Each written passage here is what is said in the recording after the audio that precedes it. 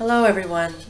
I wanted to do a video this week about something I've been getting a ton of questions about, and it is I put out a lot of photos on Facebook and on my website of the workings that I do, and pictures of the items that I create and sell. And I do this for one so that people can get a genuine sense of who I am and how I work. There are some practitioners that are against putting photos online. The biggest thing that I've heard behind this is that people out there looking at the photos can affect your work, and I personally don't subscribe to that belief. So that's a personal thing, and to me that's kind of a paranoid train of thought. I like to put photos out there so people can get ideas, or maybe see how something is put together, or see how I made something, and also so the clients that I'm doing work for can see that this is a brand new photo of the working that I just did for them. And if we don't have photos of things available, it makes it very difficult to learn, and it makes it very difficult for somebody to see how you work, and that you're an authentic person doing this, instead of just, it could be a photo taken online from anywhere, and somebody could just throw it out there and say it's theirs. So but I wanted to talk today about how I set up my workings. And I'm of the belief that you have to know the theory behind things in order to understand how they work, in order to make them work. So it's kind of like music theory. I played French horn for 14 years, and I thought that's what I was going to do professionally. I thought that's what I was going to go to college for, and join a symphony and do that with my life. That's one thing I wanted to do anyway. But and you can, once you learn an instrument and you've spent that long practicing it, you can play it really well, but you're not going to be able to compose any songs. You're not going to be able to write your own songs if you don't understand music theory, and if you don't understand how if you don't understand how a song is written, musical terms, you're not gonna be able to compose your own thing. So my goal with workings is, I'm not a big I read a ton of books. I read like a book every week, but I don't like the how-to books or like the spell books. I've never read any of those, and that's just not my thing, because I figure, whatever spell book is out there, somebody else just had their own experience and wrote that down. So why can't I do that? Why follow somebody else's experience that may or may not be tried and true, when I can create my own workings, and I can record the details and the correspondences and the characteristics and the outcome of it, and work from there and get better and better at my craft. So the very, very basics is something that I call building a pyramid of Ashe. And that would be where you're super basic candle working. So let's just make it easy and start with that. So I would first prepare of course you decide what you're doing first. You're doing a love working, or you're doing a protection working, or you're doing one for prosperity or fertility or healing, or I don't know, there's a million things out there you could be working on. So I'm going to say today that I'm going to be working on one for love. So I have a regular plain pink coach candle. These are for sale in my shop. I like the coach candles because they have a wider base. Their diameter is larger, and this allows me to load them for my workings, which is when you hollow out up inside your candle, and then you fill it with your earth and your curios and your oils, or whatever you choose to use for that working, and then you seal it over with more wax. So You're going to get your supplies together. If you're doing a working for love, like I'm just saying, for instance, that's what this would be. I would either choose Friday or Saturday, because that would be, Friday would be for Oshun and Saturday would be for Yemeya. So those are the two I would choose to work with.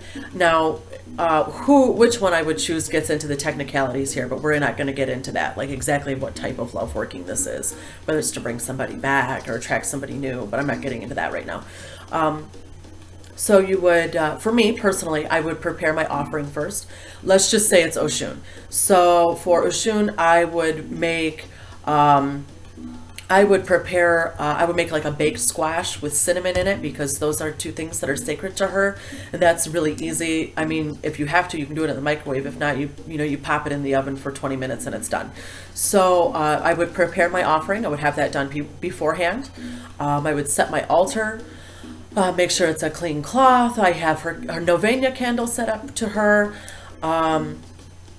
Perhaps an incense that she likes, which might be like a jasmine or a rose, something sweet scented.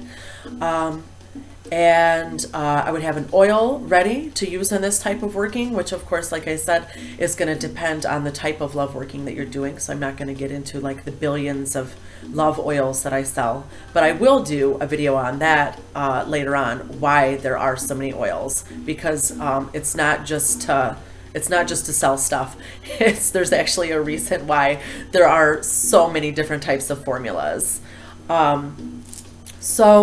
I would have those things prepared first, and then I would prepare my candle.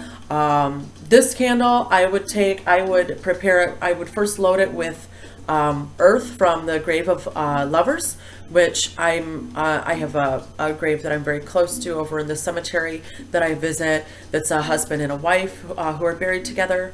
And so that's the first thing I would put in, and that's our first layer of Ashe, is our earth, because that's how you're grounding the candle, and that's the bottom layer. You're starting from the earth and you want to work up. So you would do that. I would probably put in 2 small lodestones, one to represent either person. This would either be 2 female lodestones if it's 2 females I'm working for, 2 male lodestones if it's 2 males, or a male and a female depending on the situation. So I would put 2 lodestones in there. I would probably then put a mixture of like Damiana, maybe some orris root, some patchouli, and then I would pour a corresponding oil into that. And then I would take another candle that has been lit and drip wax over that and seal that off. Okay, so that's super basics how to load a candle for this. So after that's done, I would take my candle and I would write down the names of the people I'm working for, and the situation, and then the outcome that I need from the situation. Don't just state your situation, because everybody knows what's going on already. So let's just say, for instance, you broke up with somebody, and so you write that on there. Well, I mean, so what? If you don't say what you want to happen, then you're not projecting that. You've already stated what's going on. That's all you're projecting at this point.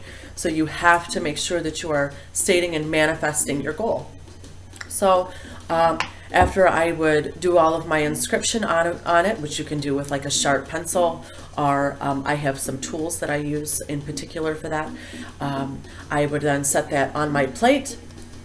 I would then start to build my Ashe around it, which is I would typically start with your next layer, which is leaves, or maybe the bark or stems from plants that would correspond. For me, for this, I would use, we have honeysuckle that grows here. Honeysuckle is not only an herb that corresponds to love, but it's also a binding agent. So in this particular working, let's just say, we're trying to draw 2 people back together. And so honeysuckle would be a good choice. So I would go over to my cemetery. I would cut a length of that I could wrap around the candle. I would put that around it. Probably, underneath that, I would put leaves of maybe another type of plant that corresponded. I would probably do maybe some mint. Mint is also another one for love and binding. On top of that, you would want to put a flower of some sort, because we're working from the bottom up. We have our earth loaded in our candle, and we've set up our candle properly, and now we're working to no, next we would go to roots. I skipped the roots, my bad. So the next you would go to is your roots. For this, like I said, again, is like as with the lodestones, I would either work 2 male high johns. If this was for 2 men, I would work 2 Beth roots. If this was for 2 women, and if this was for a man and a woman, I would use 1 Beth root and 1 male high john. So there's that. I skipped my roots. So, and then getting into root working is a whole other thing. You'll want to prepare those, and you'll want to make sure they're dressed and they're anointed, and those are what you're physically going to be, you know, one of the things you're going to be working with on your altar as you're doing this. So we prepare our roots. I forgot that. Then we're getting into our leaves and our woods, if we're using any. A great wood for this would be cherry. You can go, and I just take a knife and I'll strip some cherry off the tree really carefully, and make sure to always ask for permission and give thanks. So you would put that as your next layer, your honeysuckle around the candle as your next layer of Ashe, and then I would take flowers, because our flowers are one of our last steps. So I would get roses at this time. In the wintertime, it's a little different. I live in Michigan now, so in the wintertime, I gotta straight up hit the market for things like flowers and herbs. I do cut all of my things at the end of the year and dry them and prepare them, but it's not the same as having fresh herbs, because I really want that really fresh Ashe. I don't want the herbs dried for my workings. I don't like that. So then you would put your flowers. I would choose roses for this. And then after that, at the end, you would use your seeds, because after the flower goes, you're left with seeds. And the seeds can be very, that has symbolism in itself, that this is what we want. We want this working to create something new, and something that our goal can be born out of. So the seeds are a great touch for the last one. For me, I would use lotus seeds on this for the last layer, because this is a love working. So, and those also have a manifestation Ashe in them. So that would work for our last step. And after that, you light your candles, and you say your prayers to whoever you are evoking at the time to help you with this. You would, state your purpose, state your goal. Remember to always state your goal, what you want to happen, and be specific. Be as specific as you can. Not because I believe that if you're not specific, you're going to get something else. That I don't totally subscribe to that, but it's always good to be as detailed and specific as possible in workings, because it can never hurt. So you want to add as many layers and as much depth and detail and richness as you can to this working to bring you the best results.